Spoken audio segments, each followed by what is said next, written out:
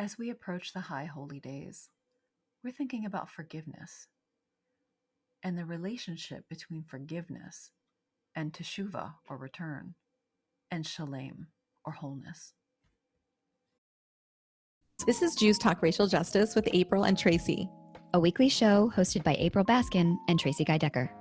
In a complex world, change takes courage. Wholehearted relationships can keep us accountable. Howdy hooty, Tracie. Hey, April. And howdy hooty to you, beloved listener. We are so glad to be connecting with you. This has been a sweet and meaningful Elul for us, in that we've taken time to invite our community to share what's on their hearts and minds. And by the time this will be posted, it'll just be a few hours before our final little Elul conversation with some of our beloved community members, and definitely a couple days past or a few days past, depending upon when you catch it, the first call that we did. So wherever you are in this month, I hope that whether you've been engaging directly with us or in your own practice, I hope that this Elul has been meaningful for you. And at the very least, if your Elul has been whatever it has been, you can take a chance, you can take a moment, whether Rosh Hashanah is upon us as you are listening to this or closely approaching, that you have a moment to just catch your breath and breathe, and whether or not, and just anchor in to your own body and practice, loving, noticing of what's coming up for you, trying some deep belly breaths. If there's some other embodied practice you like, whether it's stretching or jumping jacks or stretching and yawning, that you can connect in. I know for me in certain years past, that was about the extent of my Elul. Was thinking a little bit that we're in Elul and it's approaching, and right as the high holidays were either happening or quickly approaching, just really starting to anchor in and be like, okay, I will be doing my cheshbon hanefesh now and over these coming days, and take time to do some reflection as I have time. And we wanted to offer you a juicy conversation that I'm not fully sure where it's going to go. I raised an issue with Tracie just yesterday that's been on my mind, and what happened was what often happens with us, is that a really interesting dynamic conversation ensued. And I was like, oh, actually, because it was a piece of thought leadership that I wanted to share with the world. And I was like, hey, and we have a vehicle for this. Let's talk about this on the podcast. So I think this is really great and exciting, because if you have been engaged, if you have not been able to do much for Elul, then I think that this will be a generative, really lovely boost to support you as Elul winds down and the new year begins and the high holiday season officially commences. This will be helpful for you. And if you've been engaging in any number of different practices, perhaps with us, perhaps with other communities, perhaps solo or with a buddy or a chavruta partner, then I think this also will be really helpful. So I just think this is perfectly timed, and I'm excited to dive in. So let's go. So I shared with Tracie just the other day that I've noticed a few different times amidst my scrolling on social media and looking at different things that I saw a similar statement being stated by Jews, and by white Ashkenazi Jews specifically, that may or may not be relevant in our conversation, but sociologically, that was the identity of all three folks. One was a rabbi, one is a therapist on TikTok, and he doesn't lead from his Jewishness, but he is a Jew, and the way I receive him as a fellow Jew culturally, and how he shares his psychology and therapy themed TikToks. And then I think there was another post from someone, perhaps on Facebook, along these lines. And they all said a similar thing that I can respect, but that I also respectfully disagree with or have a different perspective on. And I want to talk about it. And it's super timely. And I think it's very interesting. And to me, seeing this 3 times, and also that it also aligned with some information I've received from my own clergy at times, from a clergy person, and Tracie, it turns out, also has received a similar message. I wanted to talk about this because I think it has all kinds of implications for work for the joyous justice work we do with our beloved Jewish community. So here's the statement.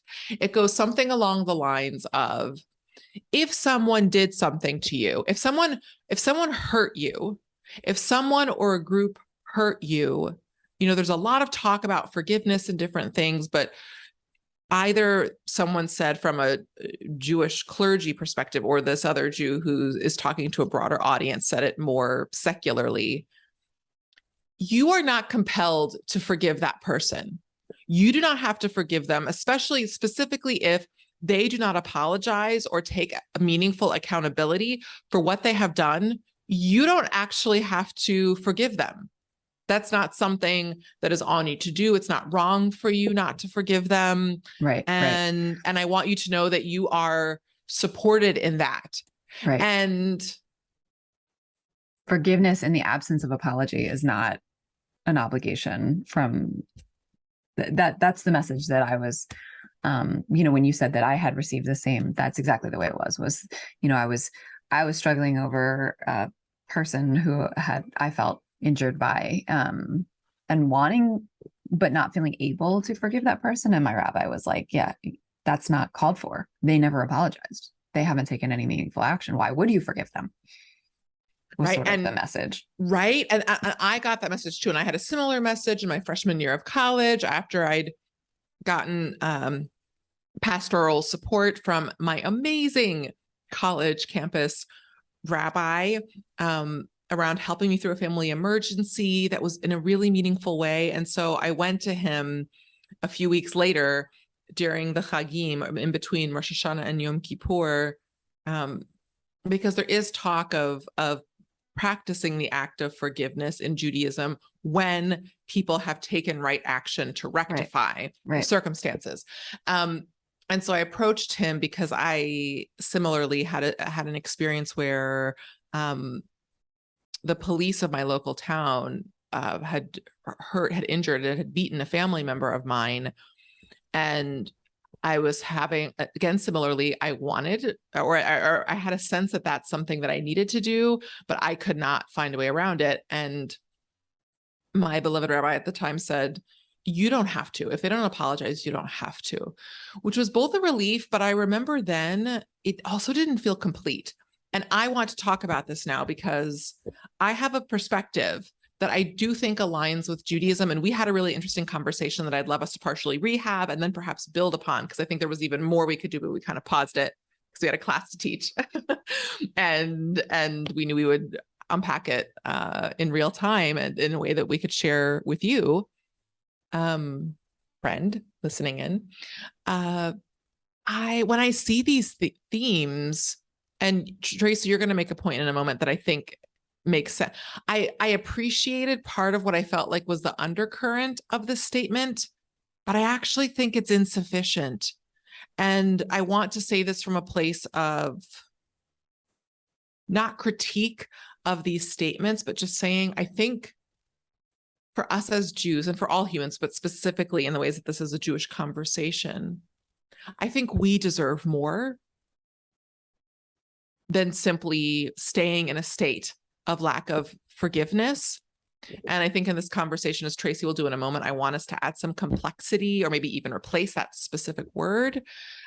Because what I've come to learn as I've been diving more deeply into various spiritual practices, whether it be indigenous or Buddhism, other different traditions, and also deepened my healing as someone who, through a lot of different things related to class-based oppression, racism, sexism, different themes, I just I want a better alternative than I want a third way. I want a middle path that is not me just accepting the abuse or the pain that different folks and institutions cause me.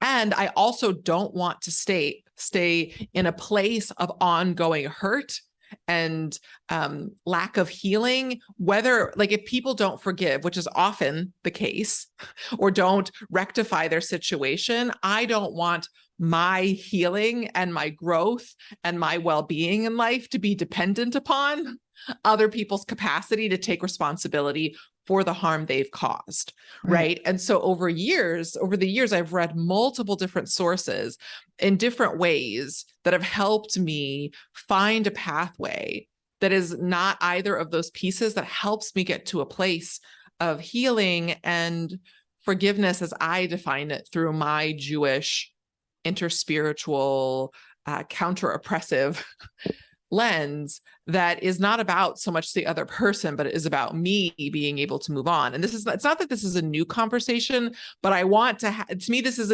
as I read these different statements, and then Tracie, I want for you to bring in your brilliance.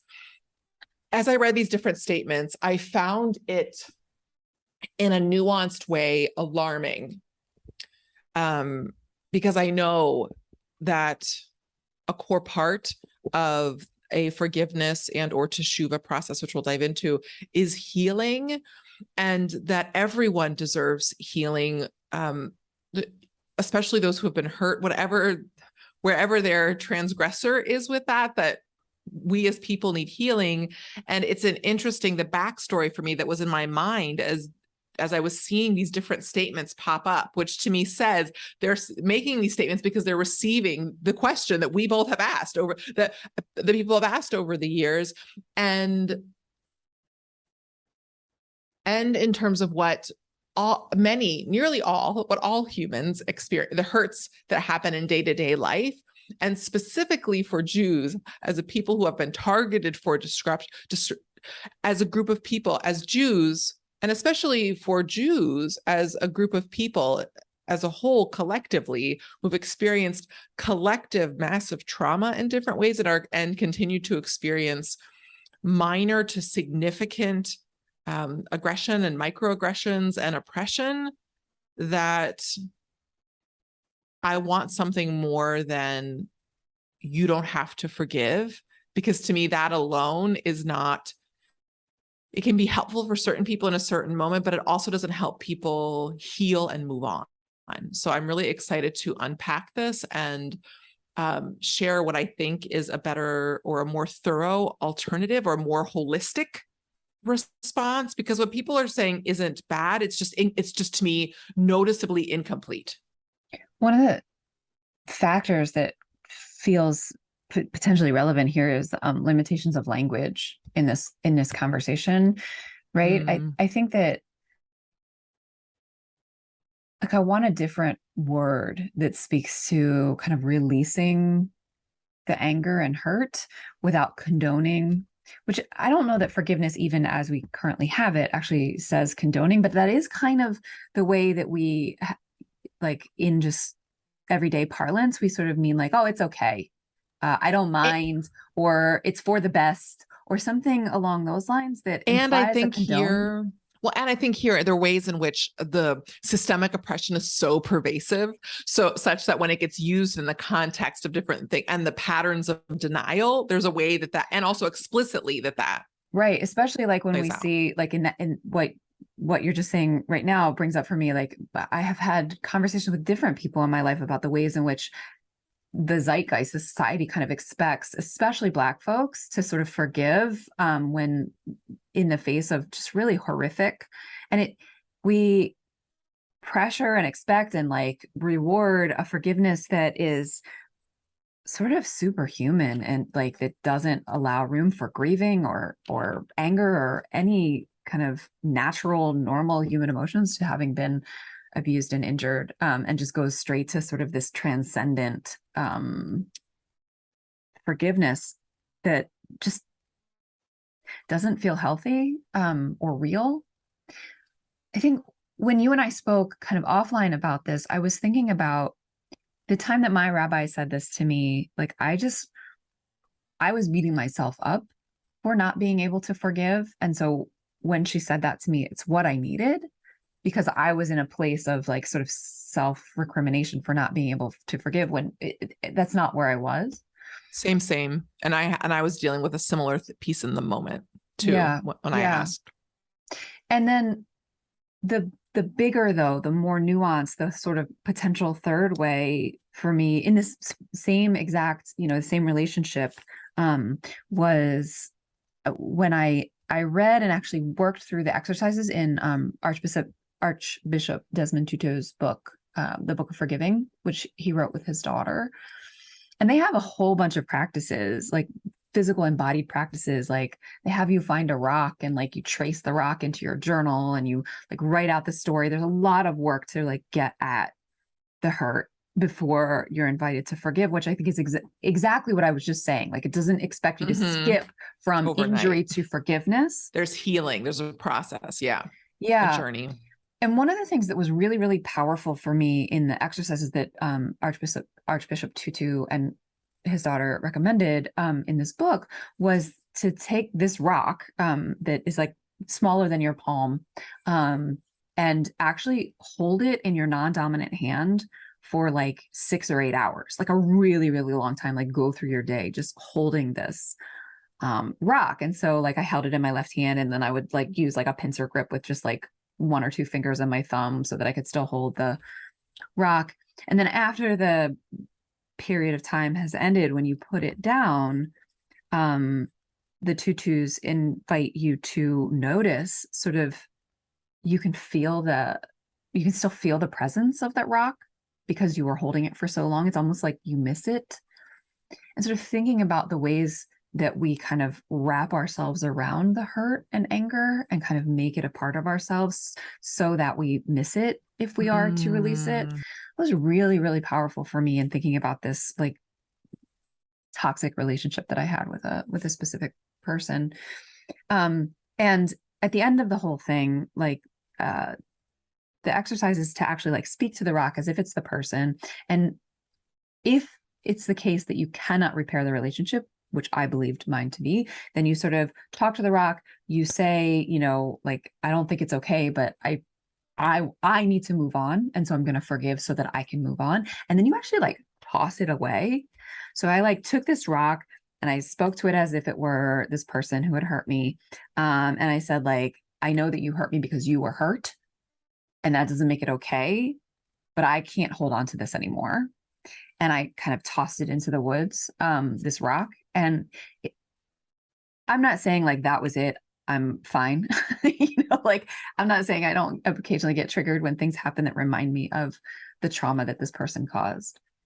But there was a release that going through that process gave me that I think, even though I have never and will never get an apology from this person, there was a release that I needed and deserve. And I think that release, which is different than the forgiveness that we use in sort of common parlance of, oh, it's okay, but is in that direction insofar as I'm no longer carrying that rock and wrapping myself around the hurt.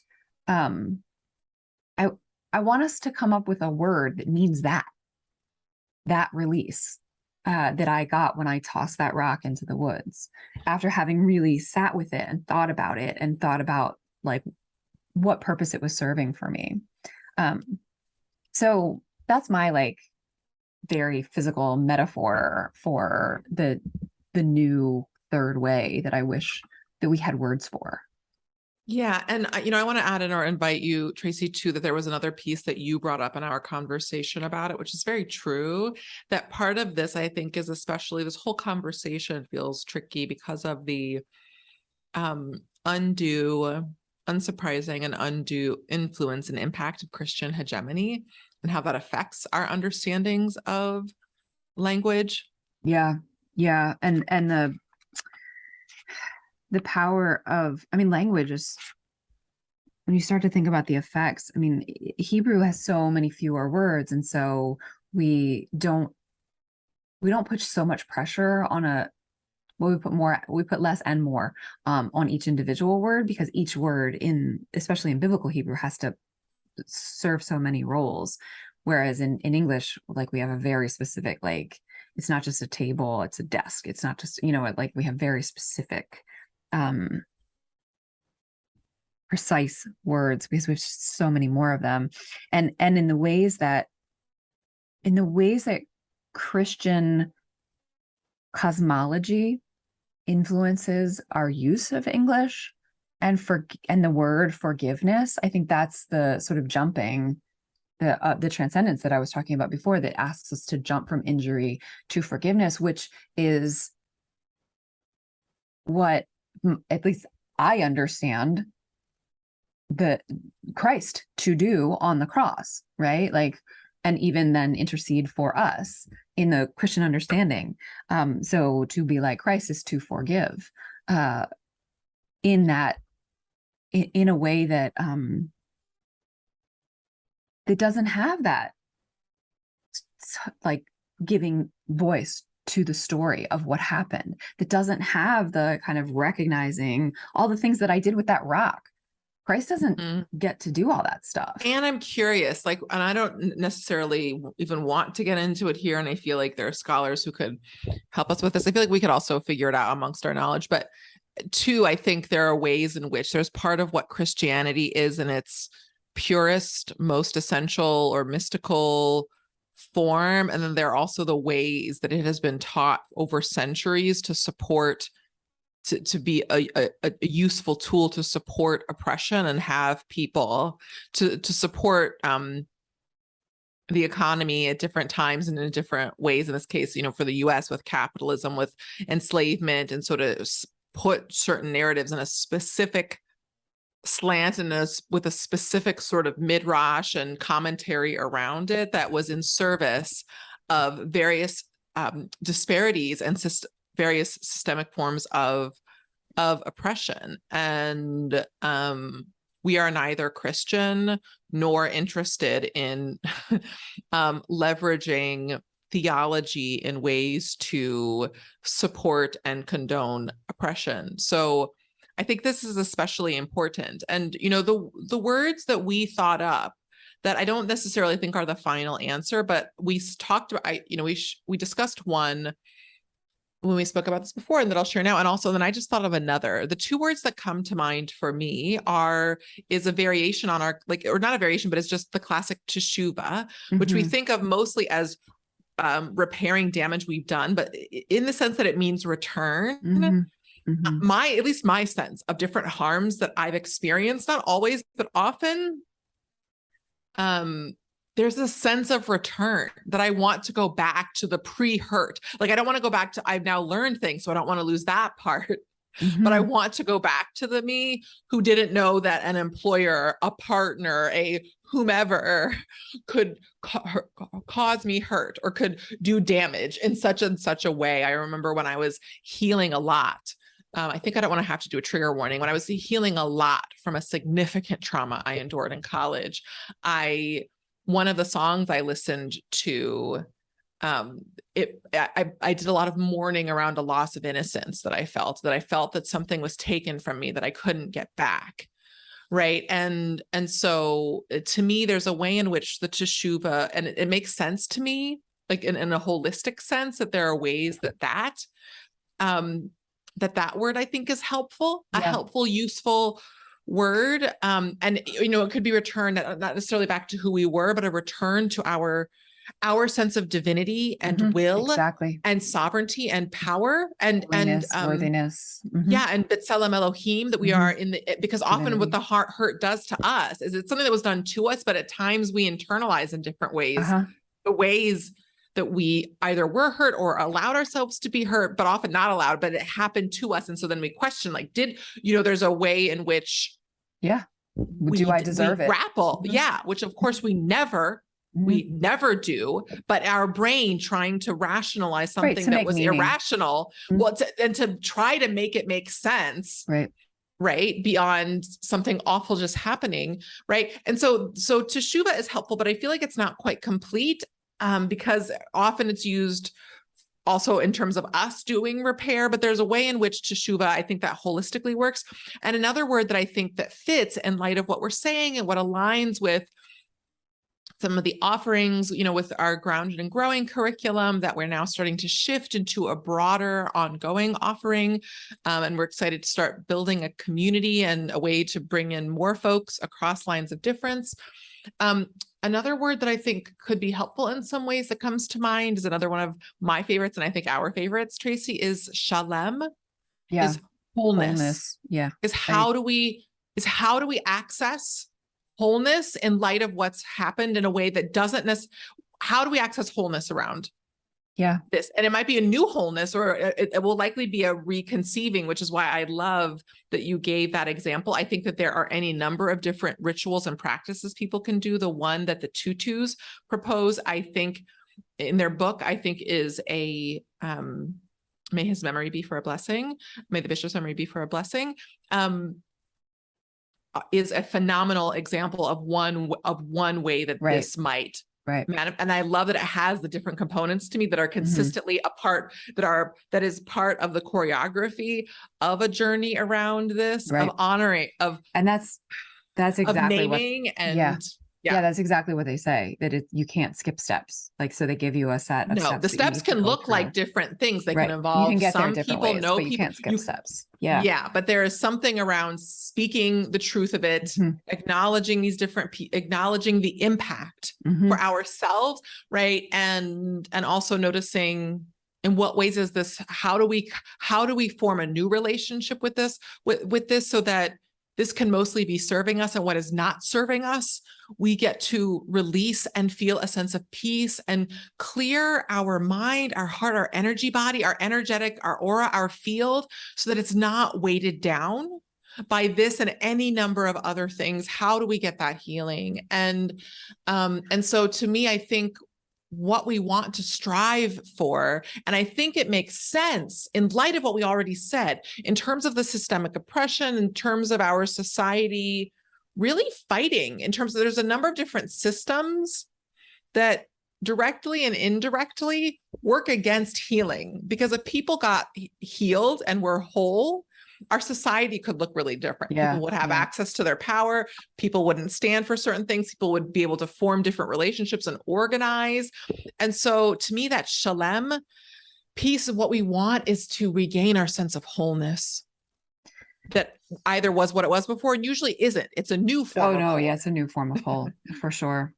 I'm reminded of like 100 episodes ago in our first Rosh Hashanah episode, when we had first started recording, when I told the story of the golden Buddha from that I learned from Tara Brach, I'm reminded of that idea of teshuvah. So the story is that there's this Buddha that is much beloved, this giant clay Buddha, much beloved, in a monastery, and for some reason they need to move it because of work that they're doing on the grounds, and so they bring in a crane to move this giant terracotta Buddha, and as they lift it, it starts to crack and everybody's freaking out. And then the head guy, the head monk at the monastery, sees something like bright through the cracks, and they stop work, and he goes to look and he flakes a little bit, and they realize that underneath their beloved terracotta Buddha is actually a solid gold Buddha, or I don't know if it's solid, it's golden, a golden Buddha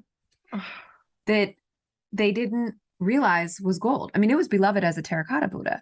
So they clear it off, and they realized that some centuries before, in order to protect the Buddha from marauders or, whatever, invading forces, the predecessors of these monks had covered the statue in mud so that it wouldn't be stolen. And then everybody who knew what was underneath the terracotta died. Maybe they died in the invasion. Maybe they just got old. Like, who knows? But that secret was lost. And so when we talked about it 2 years ago, right, we talked about the things that we do in the oppression and whatever sort of covering us over. And we think that we are, in fact, mud, but we have that gold underneath, which is not to say even that the mud isn't beautiful, because this terracotta Buddha was beloved. But that's what I'm thinking about when I'm thinking about teshuvah of whatever this teshuvah and return to shalem, that is not the same as the kind of, oh, that's okay forgiveness. No.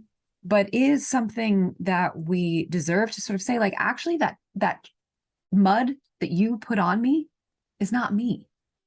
And because I think that, I mean, for sure, for the relationship that I'm specifically thinking of, like, I got a lot of mud thrown at me by this person. And there were times when I believed that that was me, that mud that they were throwing.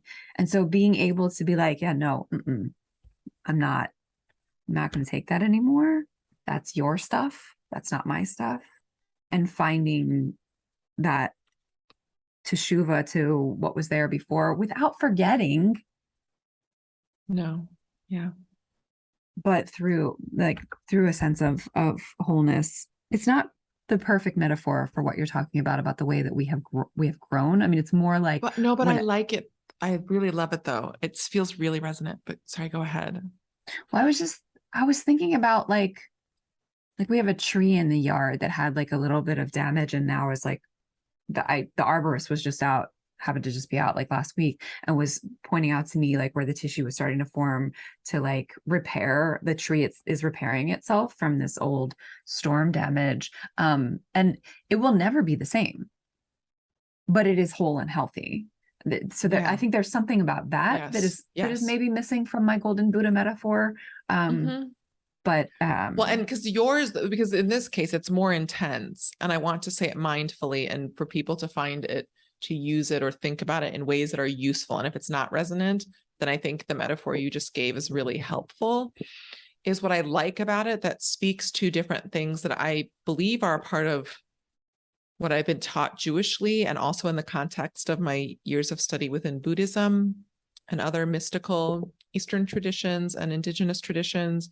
Is what I love about it, which is interesting, and it's pushing me a little bit, is to me the golden Buddha piece is part of is the B'Tselem Elohim. Yeah. And the terracotta can be oppressive patterns, or it can also be other elements of our Just ego or life circumstances that are neutral or good. What I like about it is that from a spiritual, a broad, widely inclusive spiritual perspective, but not universal necessarily, that I like about the golden Buddha story is that we get back to, or that part of, and even part of the healing can be us anchoring in that divine and that eternal part of us. That's our spirit, our soul, that whatever is happening outside that is always there. Yeah, exactly. And that we can evolve there the whole time. Yeah. And it was there the whole time. And it's part of it. Sometimes it's these cracks that help us access it when we feel like things are broken and we need to fall back, or, you know, that we lose the structure, the circumstances that helped us know who we were, or helped us perceive something in a particular way. And that is always there. And that from there, what I would add is that perhaps, and that in time, as we are ready, that we don't, at times it's really wonderful and fantastic if a specific person or group of people who damaged the terracotta can be a part of us repairing it. And often that is not the case. But if, whether we want to just be shine like a golden Buddha, and or in our world we actually want to either repair the terracotta or develop a new terracotta, or engage in, what's the Japanese practice called? With the kintsugi. If we want to, if we want to engage in kintsugi and with ourselves, and ideally with one person or with a group of supportive people, whether it's somebody from our community, a support group, co-counseling, a somatic healer, any number, a traditional therapist, any number of different supports that we can access in our world, to do some variation of kintsugi, or saying, I was actually stripped of a lot of this and I want some help to get more terracotta or some other material, because I still would like some protection and and I'm going to do this because I want to engage in teshuvah in return to sovereignty, to spiritual sovereignty, of having more ownership of my experience and repairing harm that was done. And I'd like to feel a sense of wholeness. Yeah. I feel like we should explain in kintsugi. Yes. And then I also want to circle back in a moment to something else we were about the value in what we heard before that I wanted to add this additional context for, but I want to validate. So yeah, before we do that. Right. So kintsugi, very briefly, is a form of mending, a Japanese form of mending, where if a piece of pottery is broken, you glue it is glued back together with a specific form of resin that then has gold or precious metal dust put in it. It takes a very long time. It takes weeks or months to do it right. And instead of hiding the scar, it creates a golden or precious metal scar from where the pottery was broken. And it's absolutely gorgeous. There's my and you also want to say there's a little bit of meaning about like how it's perceived that you mean vases like wabi sabi, like kintsugi is the epitome of wabi sabi, which is beauty and imperfection, which is a Japanese aesthetic. Sometimes the kintsugi vessel is perceived and valued to be even more beautiful and more precious than its unbroken version of itself, the pre-break version of itself. Yeah. And I'm thinking of a few different pieces here that I just want to add in to layer in more meaning. So when I love this alignment with the golden Buddha story, where that it's not just the gold that's inside, but that there is divinity. One might the metaphor of the kintsugi, of the material with the precious metals, that there is love, that there's community, whether again, it's with the different pieces we listed. I would add a couple more, like a clergy, whether it's a clergy person with whom, or a series of people. I love that you mentioned the piece about the time, because that's about the time. At times, if not years, that some of these things that we might do it incrementally, but that we're moving in the direction of our wholeness in a way that doesn't. And that's not to say at times that it is not worth, because many times, not always, many times it is worth trying to pursue seeing if we can get reconciliation with the source of the harm. But in a range of cases, it's very clear that either will never happen or is not happening on a timeline that is suitable nor respectful to us. And so I also love the kind of the theme between the kintsugi process and what that represents metaphorically, and the golden Buddha, that it's not just that our spirit, that to me there is divinity in the healing, and it is incredibly beautiful. And that beauty, as I often like to say at times, does not justify or make okay the original need for it, the breaking. At times, a number of people will do that. And I continue to have a really rigorous internal conversation about this, because I also absolutely love where I am. And I am deeply appreciative of the lessons I have learned. And I still find it not to be healthy to thank abusers, or at times there are certain things that were more neutral, and I can say that I appreciated that, getting that rejection or something like that. But in cases of actual abuse or assault or any number of things, a lot of people will say, and that makes everything okay. And ultimately, in terms of when I die and things like that, maybe in like a higher spiritual sense, sure, I can get behind that. But on this plane, in this life, in a sense of justice and different things, I'm not down.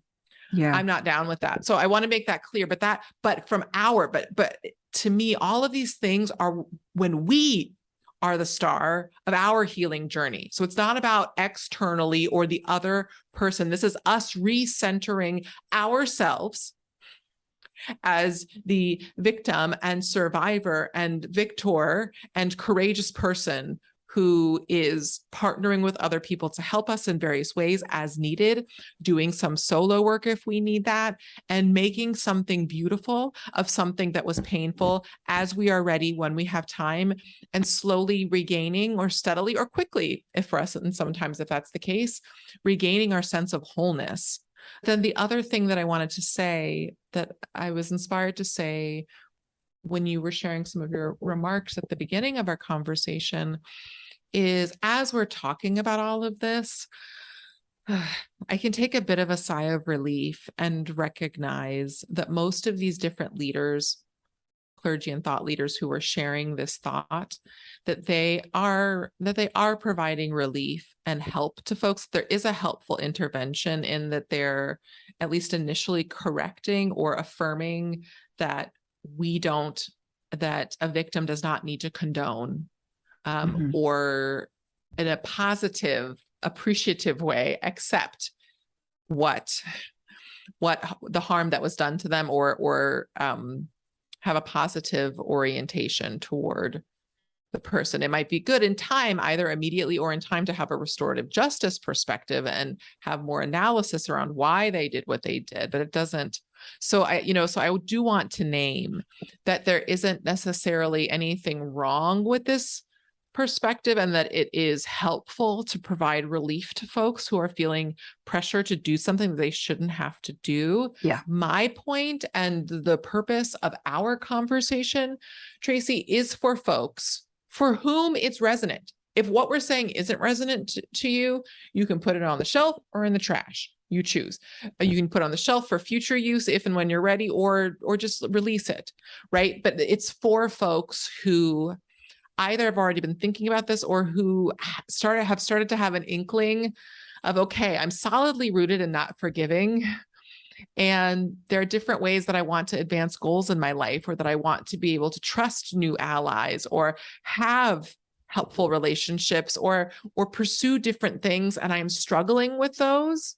And you may be conscious of this. I find that how I was made aware of this was through coaches who'd said forgiveness, and they meant it in the sense of like how we're describing it, of teshuvah and of returning to our own divinity, and also shalem, of wholeness, that of the big things you want to achieve, if you're struggling, I want you to make a list of everyone or different groups or institutions who have hurt you, who you have not forgiven, and that if you want to more easily access joy and advancement in your life, taking time to do healing around these different pieces and reconciling it will deeply help you in that process.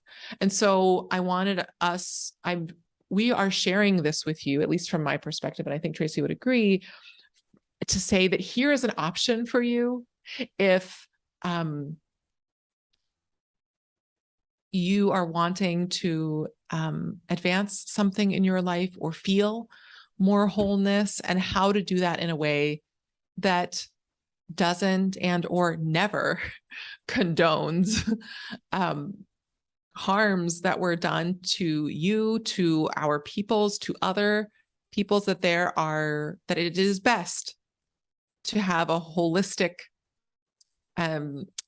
truth and reconciliation process when we have been hurt by someone, and often that isn't an option. And I believe that we still deserve to have a pathway to being able to return to joy and love and the fullness of the human experience, and shalem, to a sense of wholeness. And it feels very emotional for me. I want that for you. I want that for us. And so I just wanted to put this out there as an add-on, as a midrash, as an addition to what I've been seeing shared. Anything else you want to say, Tracie? I guess I'll just say Shana Tova to you, April, and to you listening.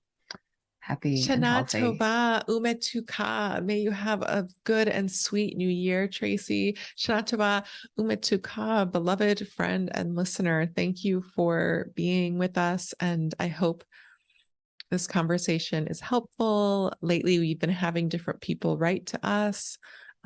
Feel free to, how do they get in touch with us, Tracie?